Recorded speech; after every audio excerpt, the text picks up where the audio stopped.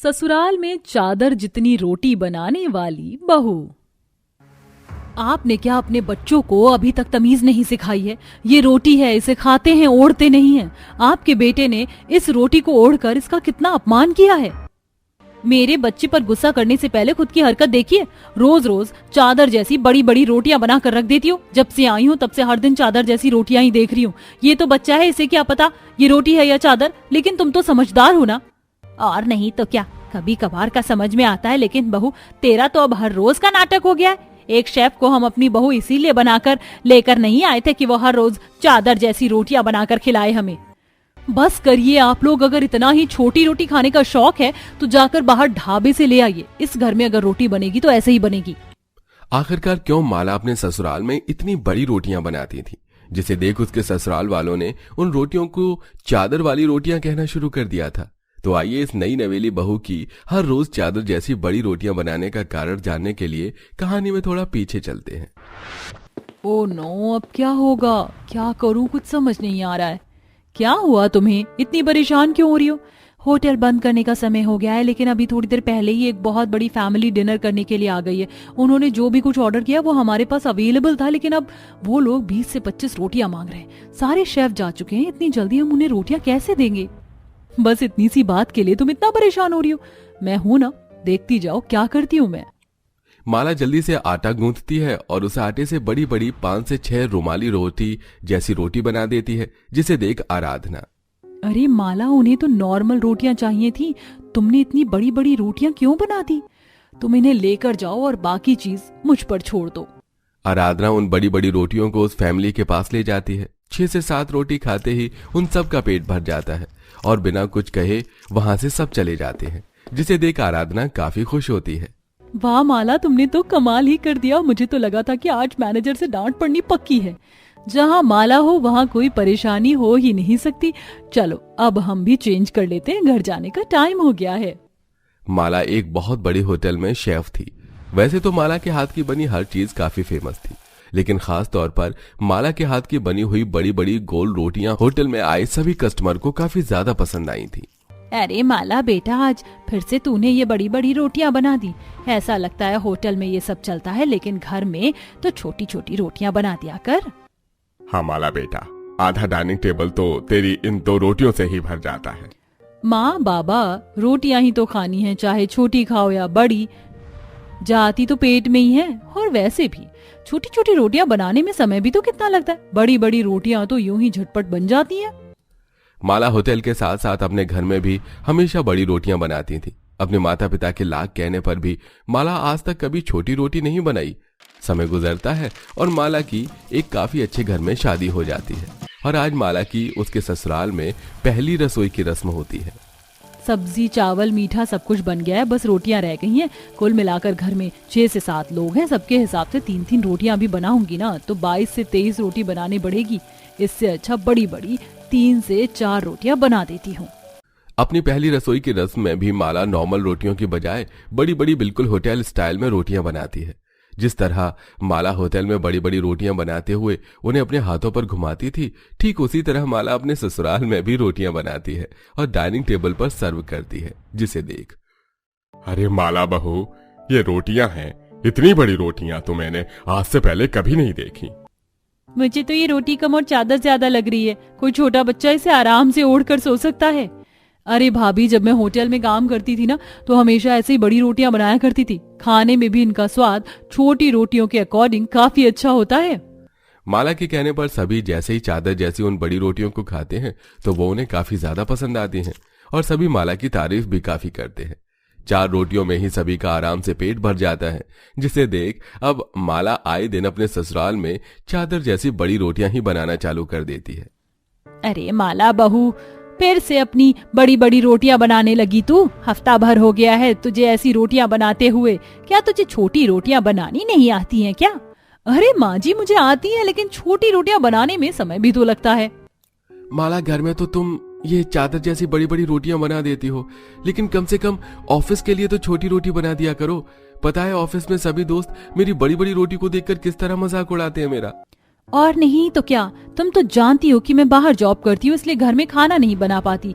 मेरे भी ऑफिस के कलीग तुम्हारी बड़ी रोटी को देखकर काफी हंस रहे थे। भाभी, नीरज, आप जानते भी हैं 5 स्टार जैसे होटल में इन बड़ी बड़ी रोटियों की कितनी कीमत होती है, जिन रोटियों को आप चादर जैसी रोटियां कहकर मजाक उड़ाते हैं। पता है इस रोटी को खाने के लिए लोग कितना इंतजार करते हैं। मैं जिस होटल में काम करती थी वहां जाकर पता करिए, आज भी लोगों को मेरी बड़ी बड़ी रोटी का स्वाद अच्छे से याद होगा। माला हमेशा कुछ न कुछ बातें बनाकर अपने ससुराल वालों को हमेशा बड़ी रोटियां ही खिला देती थी। हर रोज की तरह माला रसोई में खड़े होकर हाथों में रोटियां घुमाते हुए उन्हें तवे पर सेक रही होती है कि तभी माला की जेठानी पलक रसोई में आती है और गलती से माला के हाथ से वो बड़ी चादर जैसी रोटी छूटकर पलक के मुंह पर जा गिरती है। अभी तक तो यहाँ इतनी परेशानी थी, ये अचानक अंधेरा कैसे हो गया? माला जल्दी से पलक के चेहरे पर से चादर जैसी रोटी बड़ी उठाती है। ये तुम रोटी को पंखे की तरह घुमा क्यों रही थी? ये रोटी है, पंखा नहीं। भाभी, ये इतनी बड़ी बड़ी रोटियां बेलन से बेलने से नहीं बल्कि इस तरह बनती हैं। देखती जाइए मैं किस तरह रोटी बनाती हूँ। माला को हाथ में रोटी घुमाते हुए इतनी बड़ी बड़ी रोटी बनाते देख पलक भी काफी हैरान होती है। समय गुजरता है और माला की बड़ी नंद अनीता अपने बेटे के साथ कुछ दिनों के लिए अपने मायके रहने आती है। मम्मी देखो कितनी बिग बिग रोटी है। अरे माँ, ये रोटियां हैं या रोटला? कितनी बड़ी बड़ी रोटियां बनाई है माला ने। क्या बताऊं अनीता तुझे, बहू का तो ये रोज का ड्रामा हो गया है। रोज रोज चादर जैसी बड़ी रोटियां बनाकर रख देती है। ना जाने इसे ये घर समझती है यह अपना होटल। कुछ दिन गुजर जाते हैं और आज माला के ससुराल में कुछ मेहमान आते हैं। माला उनके लिए भी हर रोज की तरह जैसी बड़ी बड़ी रोटियां बनाकर रख देती है। सोमवती, ये इतनी बड़ी बड़ी रोटियां तुमने किस किस तरह बनवाई हैं? क्या ज्यादा रोटियां नहीं बनानी पड़े इसीलिए? एक तो इतनी बड़ी, ऊपर से इतनी पतली रोटियां, इसमें तो मेरा ठीक से पेट भी नहीं भरेगा। तुम कब से इतनी कंजूसी करने लग गई? सुष्मिता की बातें सुनकर सभी घर वालों को काफी बेइज्जती महसूस होती है। वहीं माला को तो इससे कोई फर्क नहीं पड़ता। माला रोज की तरह बड़ी बड़ी रोटियां बनाकर डाइनिंग टेबल पर रखकर चली जाती है। तभी वहां अनुराग आता है। वाह माँ, फिर से बिग बिग रोटी बनाई है, कितनी बड़ी है ये। अनुराग पहले तो उस रोटी से खेलता है और उसे चादर की तरह ओढ़कर सोफे पर बैठ जाता है कि तभी वहां माला आती है और अनुराग पर चिल्लाने लगती है। अनुराग, यही तमीज सिखाई है तुम्हें तुम्हारे पेरेंट्स ने? ये रोटी है, कोई चादर नहीं जिसे ओढ़कर तुम बैठ गए।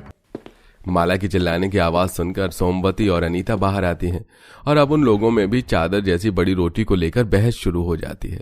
अगर सभी को मेरी रोटियों से इतनी परेशानी होती है तो बाहर से रोटी मंगवाकर खा लिया करें। ढेर सारे होटल ढाबे हैं यहाँ पास में, लेकिन इस घर में रोटी बनेगी तो मेरे हिसाब से ही बनेगी। माला की चादर जैसी रोटियों से परेशान होकर अब माला के ससुराल वाले घर के पास बने एक छोटे से रेस्टोरेंट से हर रोज रोटी मंगवा लिया करते थे। ये रेस्टोरेंट किसी और का नहीं बल्कि माला की सहेली पल्लवी का होता है। अरे ये तो माला के ससुराल वाले हैं ना, लेकिन ये हमारे रेस्टोरेंट से रोटी क्यों लेकर जाते हैं? माला तो इतनी अच्छी शेफ है। ऐसे ही कुछ दिन गुजर जाते हैं। पल्लवी मार्केट से सब्जियां ले रही होती है कि तभी माला पल्लवी को देख लेती है और उसके पास आती है। अरे पल्लवी, कितने समय के बाद एक दूसरे से मिलना हो रहा है। कैसी हो तुम? मैं तो ठीक हूँ, लेकिन तुम्हारे ससुराल में क्या चल रहा है? तुम्हारे ससुराल वाले हर रोज हमारे रेस्टोरेंट से रोटियां लेकर जाते हैं। माला, तुम तो इतनी अच्छी शेफ हो और तुम्हें रोटी भी बनानी आती है, तो फिर तुम्हारे ससुराल वाले बाहर से रोटी क्यों लेकर जाते हैं? अब मैं तुम्हें क्या बताऊं पल्लवी। माला पल्लवी को सारी बात बताती है, जिसे सुन। माला, तुम अपनी जगह ठीक हो, लेकिन ये भूल गई कि ये तुम्हारा ससुराल है, होटल नहीं। और हर किसी के खाने का टेस्ट एक जैसा नहीं होता। इतनी सी बात के लिए उन लोगों को बाहर हर रोज रेस्टोरेंट से रोटी लानी पड़ रही है। जब घर में शेफ बहू है तो भला बाहर से रोटी लेने की क्या जरूरत है? मेरी बात को समझो और उनके लिए छोटी रोटियां बना दो। हम शेफ हैं, हमारा यही काम है लोगों को उनके मनपसंद का खाना खिलाना, ना कि अपनी पसंद उन पर थोपना। माला को काफी हद तक पल्लवी की बात काफी हद तक समझती है और ऐसे ही 2-3 दिन गुजर जाते हैं। आज रेस्टोरेंट बंद होने की वजह से पूरे परिवार की फिर से माला के हाथ की बनाई हुई चादर जैसी रोटियां खाने की बारी थी। लेकिन आज जब माला किचन से आती है तो उसके हाथ में चादर जैसी बड़ी रोटियां नहीं बल्कि छोटी छोटी नॉर्मल रोटियां होती हैं, जिसे देख, अरे ये छोटी छोटी रोटियां कहाँ से आई? आज तो रेस्टोरेंट बंद था ना। माला बहू, तूने क्या कहीं बाहर से ये रोटी मंगवाई है? माँ जी, ये रोटियां मैंने बाहर से नहीं बल्कि खुद ही बनाई है। अब से छोटी छोटी रोटियां ही बनेंगी। मेरे होने के बावजूद भी अगर आप लोगों को बाहर से रोटियां मंगवानी पड़ी तो क्या फायदा मेरा इस घर में होने का। मेरी वजह से आप लोगों को परेशानी हुई, मैं उसके लिए माफी मांगती हूँ। माला को अचानक यूं बदलता देख किसी को कुछ समझ नहीं आता, लेकिन अब घर में हर रोज छोटी रोटियां बनने लगी थी, जिससे सभी काफी खुश होते हैं। तारा बहुत ही अच्छी और संस्कारी लड़की है केशव, वो तुझे हमेशा खुश रखेगी। पिताजी, मैं किसी भी गांव की गंवार लड़की से शादी नहीं कर सकता आपके कहने पर। मेरी लाइफस्टाइल अलग है, उसकी लाइफस्टाइल अलग होगी। ऐसे में हम दोनों के बीच में कभी अंडरस्टैंडिंग नहीं बन पाएगी। अरे साथ रहने से बेटा सब कुछ हो जाता है, और अब मैं तेरी एक नहीं सुनूंगा, क्योंकि मैंने उसके पिता से वादा कर दिया है कि मैं उसकी बेटी को अपने घर की बहू बनाऊंगा। रघुबीर खुद एक बहुत ही मॉडर्न परिवार से था और शहर में रहता था, लेकिन कई साल पहले तारा के पिता के किए हुए वादे को वो निभा रहा था, इसलिए वो अपने बेटे की शादी तारा से करवाना चाहता था। कुछ समय बीतते हैं और रघुबीर अपनी खुशी से अपनी बेटी की शादी तारा से करवा देता है। पता नहीं ये गंवार लड़की पिताजी को पसंद कैसे आ गई, न शक्ल है न सूरत। तारा अपनी सास के पैरों को छूकर आशीर्वाद लेती है और उर्मिला अपने पैरों को पीछे करते हुए कहती है, हाँ हाँ ठीक है, थोड़ा पीछे से ही किया करो ये सब। तारा को ये सब थोड़ा अजीब लगता है, लेकिन वो बिना कुछ बोले घर के अंदर आती है।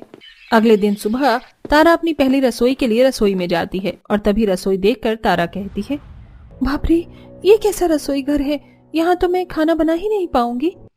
दरअसल तारा एक गांव की लड़की थी जिसने शुरू से खाना सिर्फ मिट्टी के चूल्हे पर ही बनाया था, और अब जब वो अपनी ससुराल आती है तो अपने मॉडर्न ससुराल को देखकर अकबका सी जाती है, क्योंकि उसने आज से पहले वो ऑटोमेटिक चूल्हा और कई तरह के इलेक्ट्रॉनिक मशीन थे जो उसने आज से पहले कभी देखे ही नहीं थे।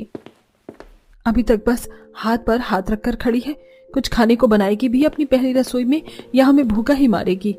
अरे तुम लोग यहाँ ऐसे क्यों खड़े हो? बहू की पहली रसोई है, उसे खाना बनाने दो। हाँ, वही देखने के लिए हम लोग यहाँ आए थे, लेकिन मुझे नहीं लगता कि आपकी इस गांव की गंवार बहू को कुछ बनाना भी आता है, क्योंकि इसने अभी तक कुछ तो बनाया ही नहीं है।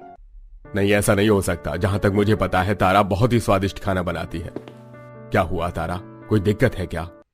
वो पिताजी, इस मॉडर्न रसोई में मुझे खाना बनाना नहीं आता, क्योंकि मुझे शुरू से ही मिट्टी के चूल्हे पर खाना बनाने की आदत है। तुम्हारा दिमाग खराब है क्या? तुम शहर में रहती हो? प्लीज यहाँ पर ये गांव के गंवार वाली हरकतें मत करो। तुम्हें यहाँ पर चूल्हा कौन ला कर देगा? कोई बात नहीं तारा बहू, मैं तुम्हें 2-4 ईंटें और मिट्टी लाकर दे देता हूँ, और तुम्हें जब तक मॉडर्न किचन यूज करना नहीं आता तब तक तुम मिट्टी के चूल्हे पर ही खाना बनाओ। मैं खाऊंगा तुम्हारे हाथ का खाना। रघुवीर अब अपनी बहू तारा के लिए गांव के रसोई जैसा सामान खरीद ला कर दे देता है। वो 4-5 ईंट, मिट्टी, मसाला पीसने के लिए सिलबट्टा, सब्जी काटने के लिए हसवा, ये सब चीज लाकर तारा को देता है। ये लो तारा बहू, अब तो तुम्हें खाना बनाने में कोई दिक्कत नहीं होगी ना? शुक्रिया पिताजी, जो आपने मुझे ये सारा सामान लाकर दे दिया। कुछ देर बाद तारा ईंटों पर मिट्टी डालकर एक मजबूत चूल्हा तैयार करती है और अपने चूल्हे के बगल में मसाला पीसने वाला सिलौटा और एक तरफ सब्जी काटने वाला हसवा रखकर अपनी छोटी सी देसी रसोई तैयार कर लेती है। अब देखना, मैं गांव का देसी खाना खिलाकर सबका दिल जीत लूंगी। कुछ देर बाद तारा अपने देसी खाने को डाइनिंग टेबल पर परोसती है। हे भगवान, कितना ज्यादा मसाला डाला हुआ है, इतना तेल मसाले में भला कोई खाना बनता है क्या? इसने तो बिल्कुल गांव के गंवार वाली हरकत कर दी। अच्छा हुआ मैंने इस गंवार के हाथ का खाना नहीं खाया, वरना तो मुझे वोमिट और एसिडिटी हो जाती इस खाने से। मैं तो चली अपना वेजिटेबल सैलेड खाने। आज इतने दिनों के बाद खाने में अपनी माँ के हाथ का स्वाद आ रहा है। बहू खाना बहुत स्वादिष्ट बनाया है, मुझे तो बहुत पसंद आया। कोमल रसोई में आकर वेजिटेबल सैलेड कट करके खाने लगती है। ऐसे ही एक शाम, तारा, कहाँ हो तुम? तारा, तारा! केशव जी को क्या हो गया है? वो इतनी तेज तेज मुझे क्यों पुकार रहे हैं? जी जी केशव जी, क्या हुआ? तारा, तुम्हारी हिम्मत कैसे हुई मेरे लंच बॉक्स में अपने गांव की गंवार रेसिपी आलू सब्जी रखने की? तुम्हारे इस खाने की वजह से मेरे फ्रेंड ग्रुप में मेरी इंसल्ट हो गई। मुझे माफ कर दीजिए, मुझे लगा कि आपको पसंद आएगा। केशव वहां से चला जाता है। ऐसे ही कुछ समय गुजरता है और एक दिन उर्मिला के मॉडर्न किचन में खाना बनाने वाले शेफ छुट्टी पर होते हैं। हे भगवान, सुबह के कुछ भी नहीं खाए हैं, भूख से मेरे पेट में अब चूहे कूद रहे हैं। कुछ देर और मुझे खाना नहीं मिला तो मैं चक्कर खाकर यहीं गिर जाऊंगी। माँ जी, मुझे भी बहुत तेज भूख लग रही है। जहाँ उर्मिला और कोमल के पेट में चूहे कूद रहे थे, वहीं दूसरी तरफ तारा अपनी देसी रसोई में सिलौटे पर मसाला पीसकर अपनी देसी मसाले से बहुत ही स्वादिष्ट पकवान बना रही थी। कुछ देर बाद तारा खाने को डाइनिंग टेबल पर लगाती है और रघुवीर खाना शुरू करता है।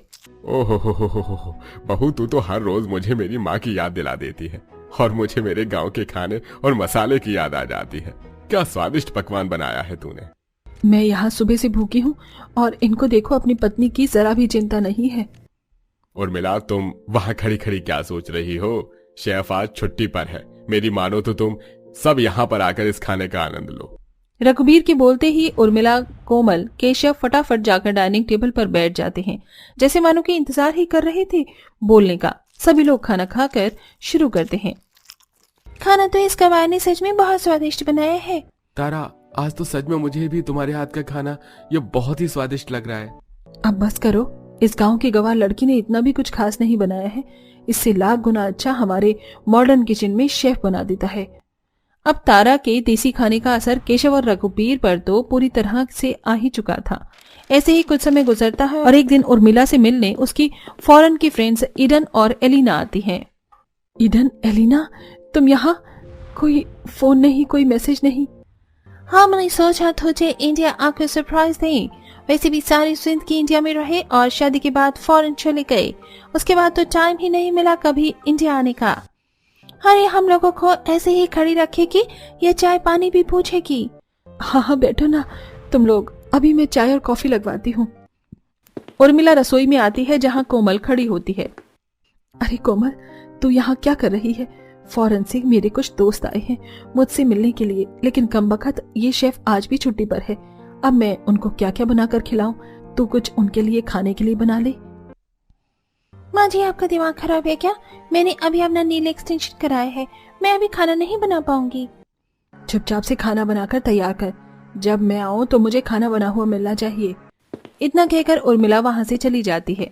माँ जी, आपको जितना चिल्लाना है आप मुझ पर चिल्ला सकती हो, लेकिन मैं इतना महंगा अपना नील एक्सटेंशन खराब नहीं कर सकती। आपके 2 कौड़ी के फ्रेंड्स के लिए मैं जा रही हूँ आराम करने। जिसको भूख लगे खुद बनाकर खुद खाए।